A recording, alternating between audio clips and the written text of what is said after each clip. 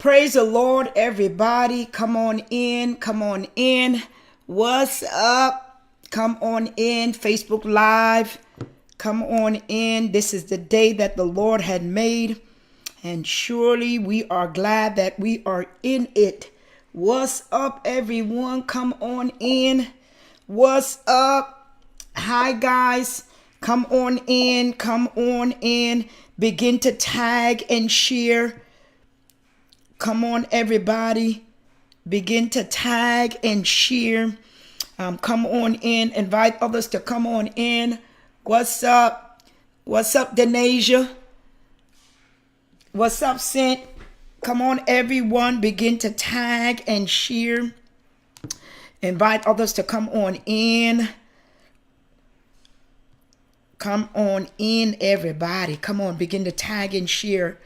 I hope you guys had a wonderful day. Those that are on Facebook Live, my Facebook family and Instagram friends. Excuse me while I wipe off my lipstick.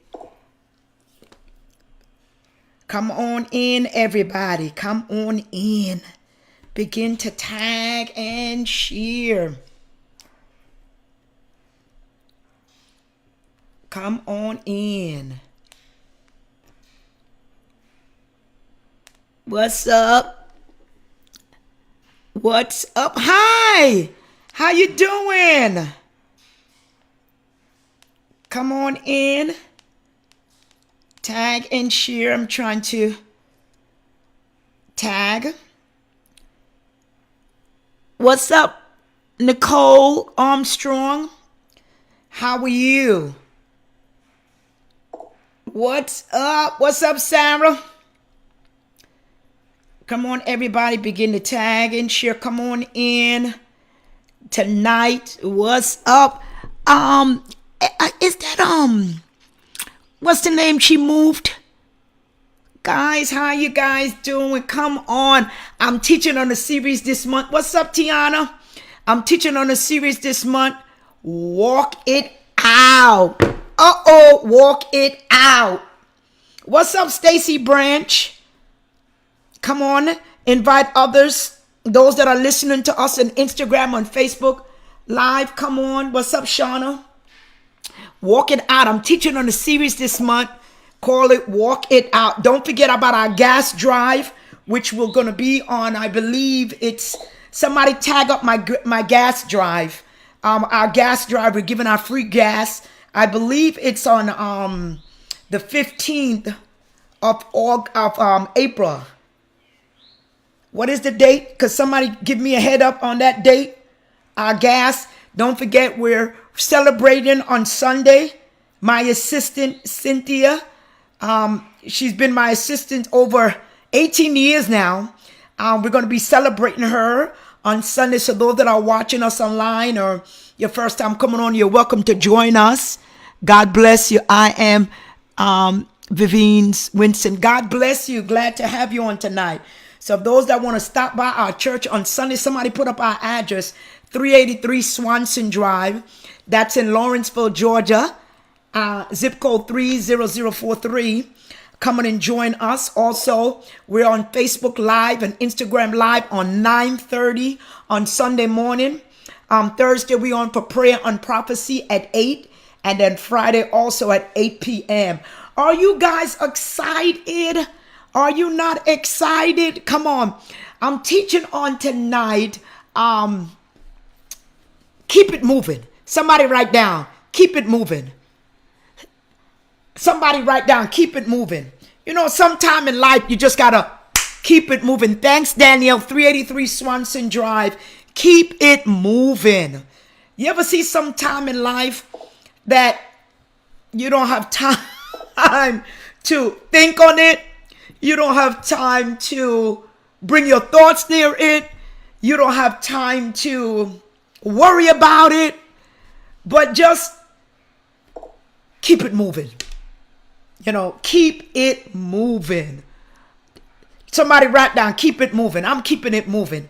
See, say I'm a point in my life right now. I'm going to keep it moving.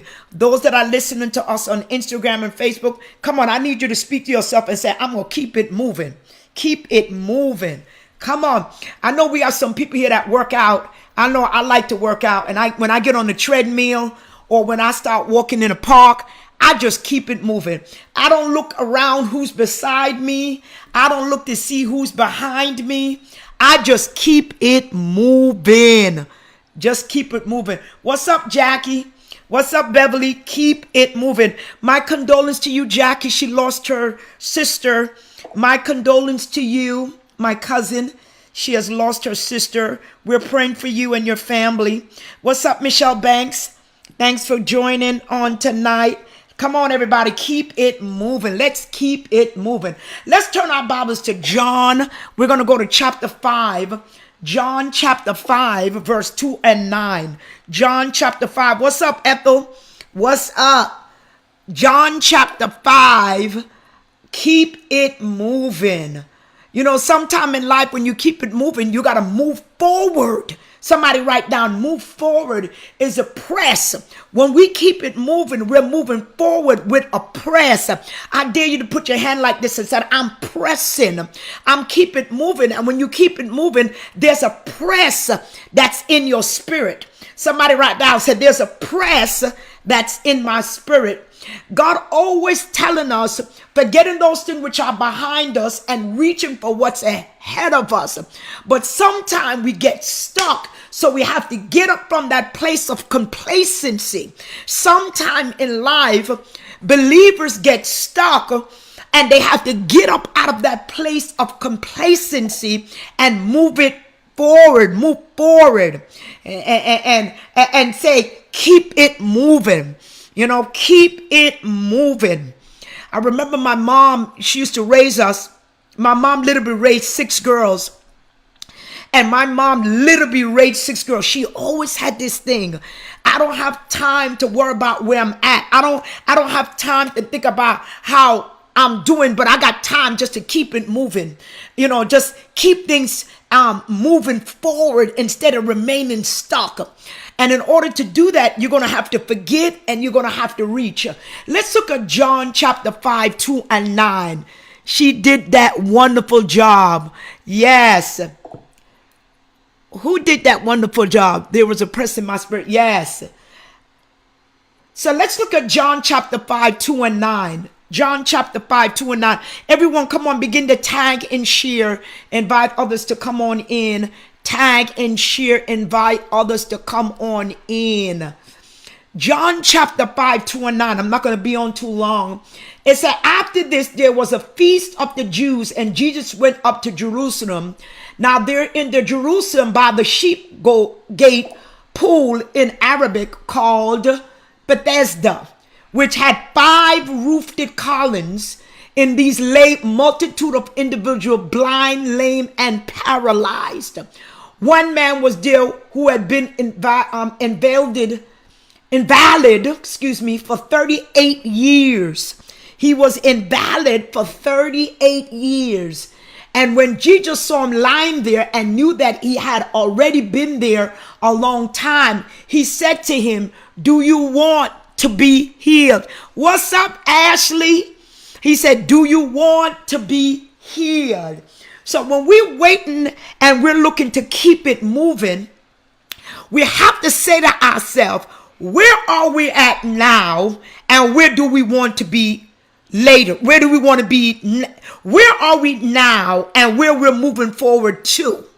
You have to have a pointer to give yourself a goal to keep it moving. Let me say it again. You have to have a pointer to give yourself a goal to keep it moving. At this place of Bethesda, this man was sitting there for 38 years, and he often talked about that there was nobody in there in the pool to put him in. He had pointers, but he had no faith to get up and to believe that he could do it. He didn't. He waited for someone to assist him.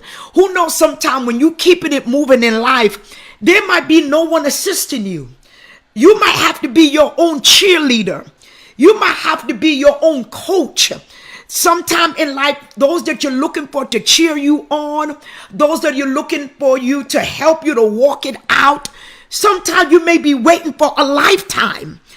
Let me say it again. Sometimes you might be waiting for a lifetime because you're waiting. Just like this man at the pool of Bethesda, he had a problem walking it out. He had a problem stepping in the pool because why? He was waiting for someone to stir it up. He was waiting for Jesus, for somebody to come by and stir up, and he would complain and say, every time I tried to get in there, someone was stepping there before me.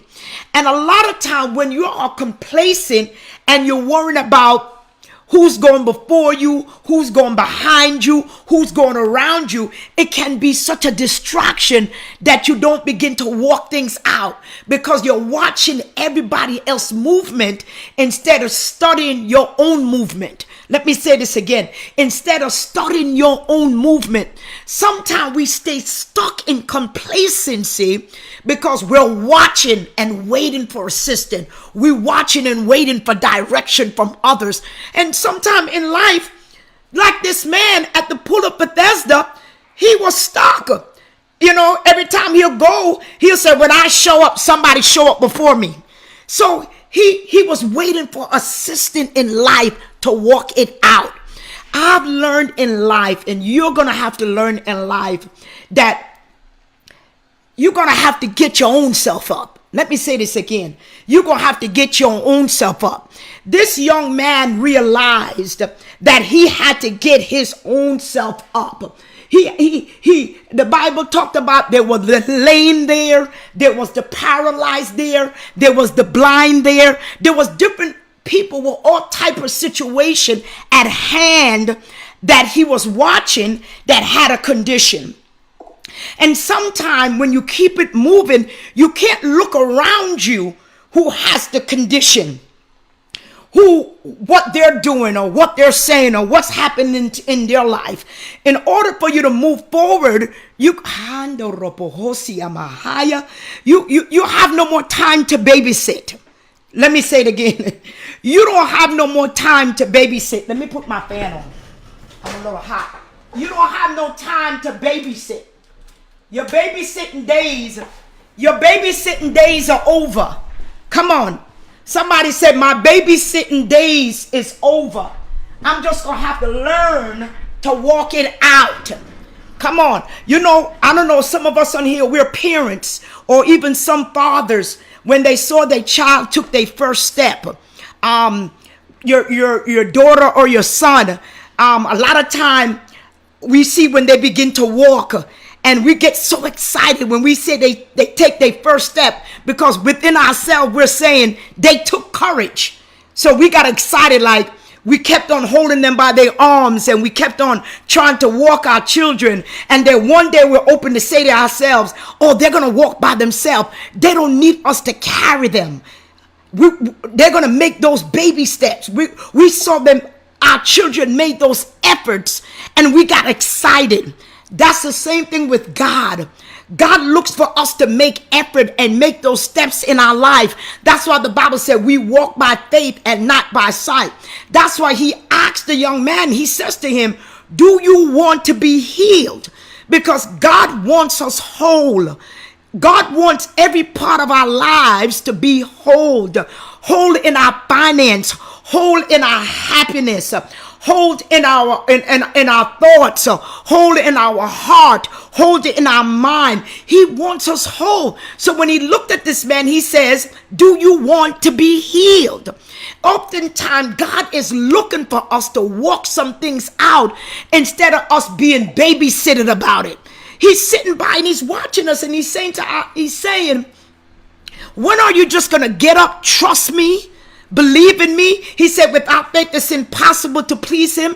Him that come to God must believe that he is a rewarder of them that diligently seeking him. Let me say it again. Diligently seeking him. So we understand when we see a baby begins to walk, we get excited. We were like, oh my God, I don't have to carry this baby no more. I ain't got to worry about this baby with no stroller. Come on. You know what it is when you had to carry that child around your hip, or they were in the stroller and you couldn't wait till they start taking their first step and they start walking. That's what God wants us to do. That's when God looked at this man at the pool of Bethesda. He wanted him to be whole. He wanted him to walk his life out. He wanted him to stop depending on others to assist him. He wanted his faith to be made whole. God is looking to stretch us in our next level. God is looking to expand our borders. God is looking to do exceedingly above all that we ask or think. But he's looking for us to walk it out. He's looking to expand our belief system, expand our way of thinking, expand how we see it. The Bible said, write the vision, make it plain, and them that read it is going to run with it. What are you writing in your own heart? Let me say this again. What are you writing in your own heart or in your mind? What are you writing concerning your own life? What is your plan of your future look like? Where do you see yourself 5 years from now? Where do you see yourself 7 years from now? Have you had a strategy plan how you're going to walk your life out? Have you ever strategy plan, or you just going to sit here and not be made whole? Or you going to sit here and not be sick? Because to be stuck in complacency, sometimes it's not to say that you have a physical illness. We don't necessarily have to have a physical illness to be stuck. We can have a physical illness of our mindset, of the way us thinking, of our faith growing. So I believe when the author begins to write and he begins to ask this man, and verse 7, the man says, and he responded back to Jesus. He said, the sick man answered him and said, Sir, I have no one to put me in the pool when the water is stirred up. And while I'm coming, another step down before me. Jesus said to him, get up, take up your bed and walk. He didn't want no excuse. Let me say this again. He didn't want no excuse. He didn't want to hear nothing about when I stepped in the pool, somebody came before me. He didn't want to hear how long you've been waiting. To God, it doesn't matter how long we're waiting. He wants action. Faith without works is dead. Without faith, it's impossible to please him. Him that come to him must believe. So it's not about how long you've been waiting. It's about, are you going to get up and make the initiative to do it today? Are you going to make the initiative to say to yourself, I have enough faith in me. I have enough faith to trust him, lean not to my own understanding, acknowledge him in the process. Let me say this again. We have to acknowledge God in our process when we're walking it out, because you can't walk this by yourself. The Bible said a good man's footstep is ordered by the Lord. So you need God to order your footstep while you're walking. You know, just like I said earlier, when you're training your child to walk, right? You start telling your child, do the left foot here. Then you'll tell the child, do the right foot here. You'll lift them up by their arms. And then you start directing their foot to show them how to gain balance. God directs our footstep to show us how to gain balance in our faith. Let me say this again. God directs our footstep because he wants to show us how to gain balance. Come on, how to gain balance in our faith. He was trying to show this man at the pool of Bethesda how to gain balance so he can become whole by his faith, by him believing. If you believe, somebody write this down. If you believe, you will conceive. Let me say this again. If you believe, you will conceive. The young man responded, and he says, God says to him, take up your bed and walk.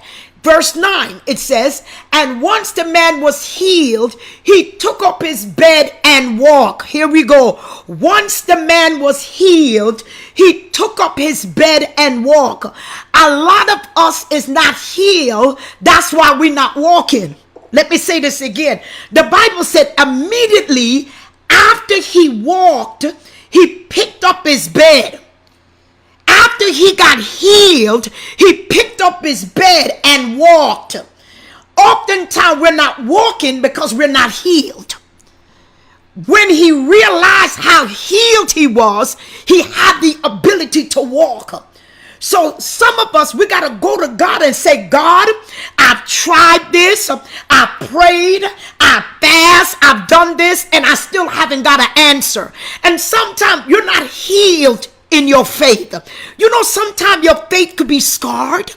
Sometimes your faith could be at a standstill because of the denial or because of the repeated cycle.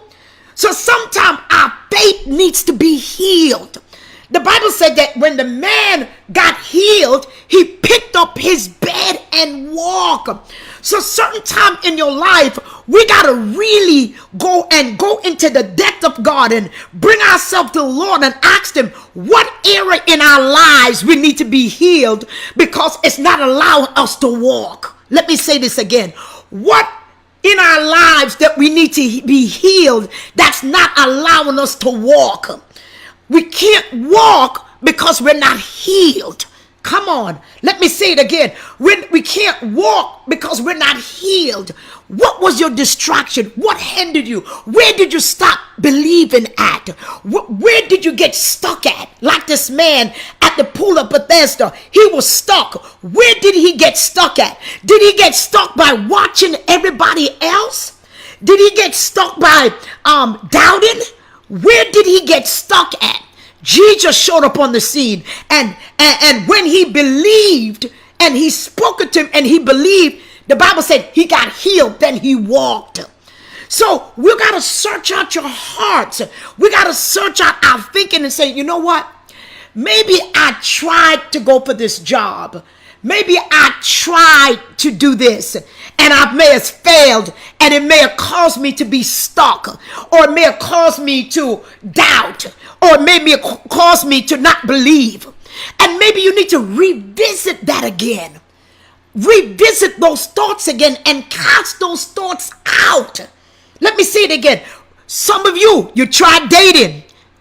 Men in relationship, woman relationship. It didn't turn out. Great, you lost hope. Where did you stop hoping at? Where is it that it injured you, that you have not been healed about it, that you cannot even get up and walk right now? Because you got stuck in the process. Let me say this again. You got stuck in the process, so now you're not even healed, so you don't even have the ability to walk it. Do you know sometime in life our faith could be stuck in the process? Because of life challenging, of trials, setback, delays, disappointment, hurts, denial could cause us not to be healed, to get up to walk. So sometimes you got to revisit yourself again and say, okay, wait a minute. Because anytime when you're not healed, fear comes in. Let me say this again. Oftentimes when people are not healed, fear comes in. Fear begins to grip you. And when fear grips you, you get stuck. And I believe that's what happened with that man of the pool at Bethesda. He couldn't get healed because, number one, fear gripped him. He looked at how long he had this condition. He looked at the circumstance that every time he tried to do good and he tried to step in it, somebody stepped in before him. And oftentimes the enemy can have you focus on all those delays, all those setbacks, all those things that you're trying to do and keep you stuck, and then cause you not to be healed so you can't walk. And the Bible said in order for us to walk, in order for us to serve God, we got to walk by faith. So if you're not walking, you're not moving. Come on. If you're not walking, you're not moving. And if you're not moving, you're not progressing. If you're not progressing, you're not conquering. Come on. If you're not conquering, you're not overcoming. If you're not overcoming, you're not walking in victory. Come on. So So when our faith is not healed, it does not allow us to expand. The Bible said, beloved, I wish above all that you shall prosper as your soul prosper. So guess what? God wants our soul to prosper. Our intellect, our mind, our being, who we are, who we represent. He wants us to prosper. But sometimes if your faith is not healed and if your faith is not made whole, you cannot prosper. So you have problems walking it out. And oftentimes when people are failed at things that they tried to do, or they tried things and it didn't work out, or they started things or they didn't finish it. Just like this young man, he started getting in the pool and he couldn't finish getting in the pool, and then others got in his way. What he was literally stuck in his faith. He was stuck, so he couldn't even walk. The question is to ask you today, to examine, where are you stuck at in your faith? Do you need to revisit again? Because what God did was he challenged this man at the pool of Bethesda. He challenged him and he asked him this question again. He asked him, do you want to be made whole? I come to challenge you tonight. Do you want to be made whole? Let me say this again. I come to challenge you tonight. Do you want to be made whole? Now, if you acknowledge that you want to be made whole, you got to say to yourself, I am going to cancel out within myself everything that made me not be made whole because of yesterday, or of a trial, or of a hurt, or a setback. It doesn't cause you to get up and walk. You can't serve God without walking by faith. It's impossible. You can't please him unless you learn to walk that thing. You gotta walk it like you're walking a runway. You ever see somebody when they fashion and they model and they walking down that runway? They walking that strip, they letting everybody know they got the confidence. They see, because when we walk by faith, we're supposed to walk with confidence. We're supposed to walk with assurance. We're supposed to walk like, oh, God is with us. We're supposed to walk like we're covered. We're covered beneath the blood. Come on, we're his children. He wants us to walk by faith in confidence. He wants to walk us by faith by trusting in him. He wants us to walk by faith by leaning not to our own understanding. Where is my confident people at? Where is my walkers at? Where are my people that say to themselves, I'm walking that thing out? Come on, put your gear on, put your sneakers on. Come on, get yourself up and say, you know what? I'm going to walk that thing out. Come on. And when I walk, I ain't going to look at nobody around me, because I know I got to walk this thing alone. Because he said we walk by faith and not by sight. So first of all, number one, I ain't going to have no distraction when I'm walking. I'm looking to the left. I don't care who sees me. I'm looking to the right. I don't care who looks at me. I don't care who looks at my past. I don't care what I've done in my past, but I'm walking it out. When you get to the point in life that you're ready to walk some stuff out, you can't be like that man in the pool of Bethesda. What about what everybody else is doing? What about what everybody else is thinking? Jesus went directly to him. And when Jesus went to him, he didn't ask him any question about who else got in the pool. He didn't ask him how long his condition was. I come tonight. I don't care how long your condition is. I don't care how long you've been waiting. I don't care how delayed it's been. My question to you tonight, I'm coming to you like Jesus came to that man. Are you ready to walk it out? Are you ready to walk it out? Come on, get your platform ready. Come on, get your runway ready. Come on, set up your runway.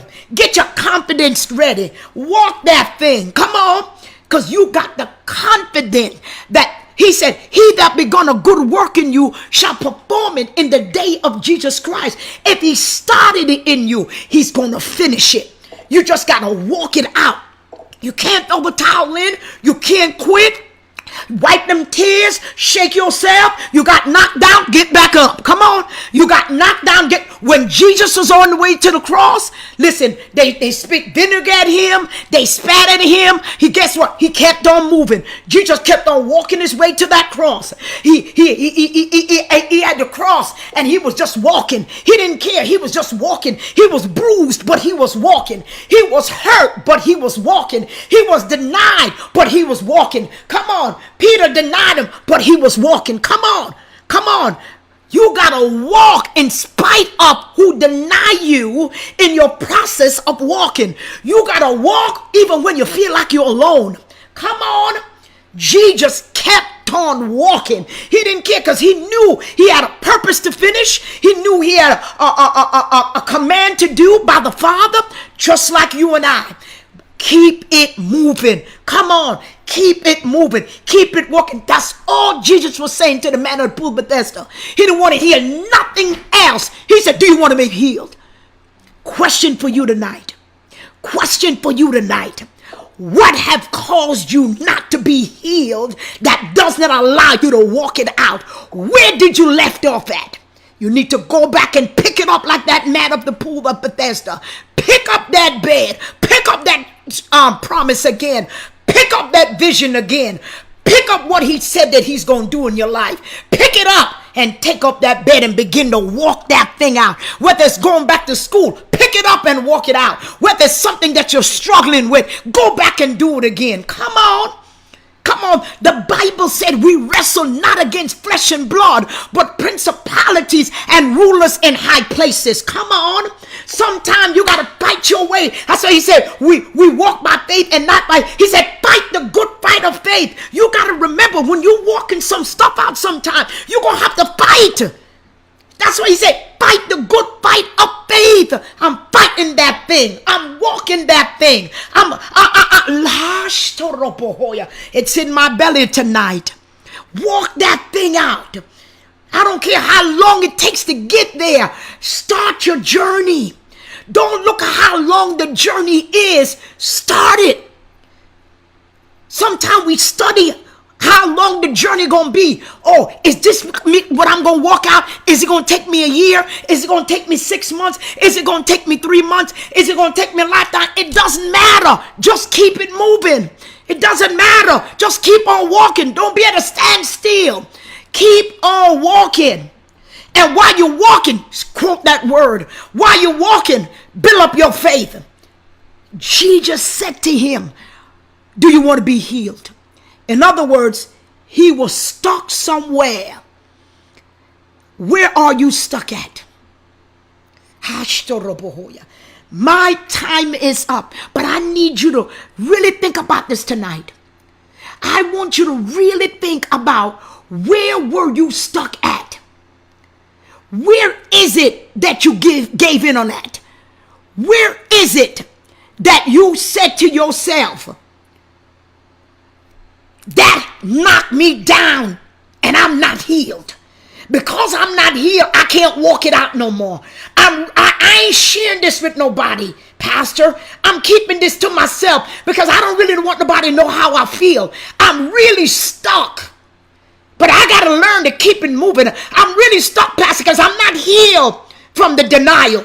I'm not healed from the setback. I'm not healed for when the no showed up. When I wanted the yes, the no was circulating, and the no kept on being like the man at the pool of Bethesda. The no kept on showing up. And every time when you keep on dealing with no's, and when you keep on dealing with delays, and you keep on dealing with trials, it causes your faith to dimmer. And it causes you needed healing so you can get up and walk again. I dare you tonight to search out within yourself. Where is it that I need healing at so I can keep it moving? Think on what is good. Think on what is good report. If there be any virtue, if there is any praise, think on these things. I love you guys. My time is up. I will be on Thursday at 8 p.m. for prayer and prophecy. I will be on Thursday for prayer and prophecy. at 8 p.m. and I will be on at Friday. I'm back in full force. Somebody went and got me my DM and she said, Pastor, I miss you coming on online. They went in my DM. They said, Pastor, we miss you. We haven't heard from you. So I'll be on Thursday at 8 and I will be on at Friday at 8 p.m. No. I can't be on Friday. I'll be on Thursday. Everyone tonight, if this message was a blessing to you, everyone that's listening on Instagram, everybody that's listening on Facebook, get a $20 seed in your hand. Get a $20 seed in your hand and say, I'm planting my seed because I'm keeping it moving. My seed is my movement seed. Get you a $20 seed tonight. Cash App, $ rejoice in the word. Put it your keep it moving seed. Keep it moving seed. Keep it moving. Jesus was saying to the man at the pool of Bethesda, man, keep it moving. I don't want to hear nothing else. I want you to keep it moving. I need you to keep it moving. I love about this pandemic. It didn't hinder us. We kept it moving. We closed the church down for 8 months. Then we got back in that building. And we still to this day keep it moving. Though some things may have been delayed, but still keep it moving. I need at least 25 people tonight to touch and agree with a $20 seed. 25 people tonight. $, somebody put up $, rejoice in the word. Rejoice in the word, ATL. Thanks, Dewan. Thank you, Catellis. Thank you, Danielle. Come on, I know it's 25 of you online. A $20 seed. Keep it moving. This is your moving seed. This is your moving seed. Keep it moving. Keep it moving. Keep it moving. 25 of you. Thank you, Seymour Carla. It's done. Those that are listening to this message, you may be listening to this broadcast later on. You have the opportunity to Cash App. If this message, those that are on Instagram that's listening, if this message was a blessing to you, you can Cash App $ rejoice in the word ATL. Or you can go to our website. Thank you, Cynthia. Thank you, Jericho. $ rejoice in the word ATL. Somebody declare it tonight. I'm keeping it moving. Keep it moving. Keep it moving.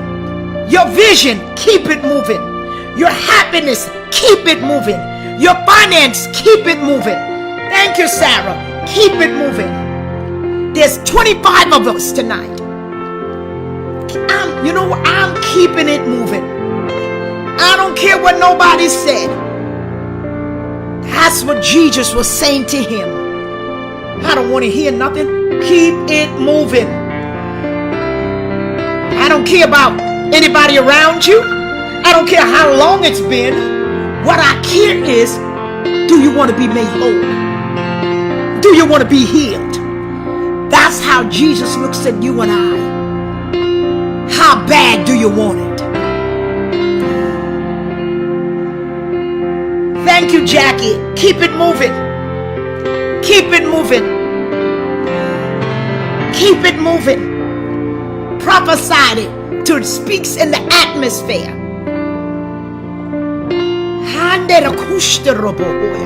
I feel this, y'all. I feel this. Keep it moving. I'm gonna have to bring forth this thing on Sunday. Keep it moving. I gotta dissect this and dig it deeper. Keep it moving. I love you guys. Peace out. Don't forget, there's 3 different ways of giving. You can mail to our P.O. Box 1665 Snellville, Georgia 30078, or you can go to our website at www.rejoiceintheword.org, or you can Cash App at $ rejoiceintheword.org. Don't forget, tell somebody today. Prophesy to someone in your house. Tell your loved one, I'm keeping it moving. I'm keeping it moving. I don't care what nobody say. I'm keeping it moving. Love you guys. See you Thursday at 8 p.m. God bless you. Don't forget, keep it moving.